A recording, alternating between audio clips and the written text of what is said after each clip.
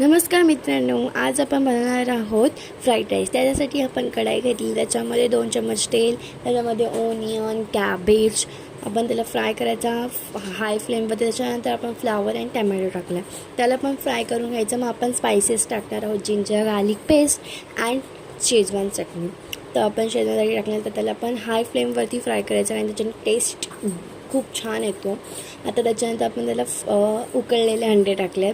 आपण एक fried rice बनवतो, त्याच्यामुळे आपण एक टाकला आहे. त्याच्यानंतर आपण भात टाकायचं आहे. 90% बॉईल करून मग टाकायचं, 10% आपण फ्राय करून घेतो. आता आपला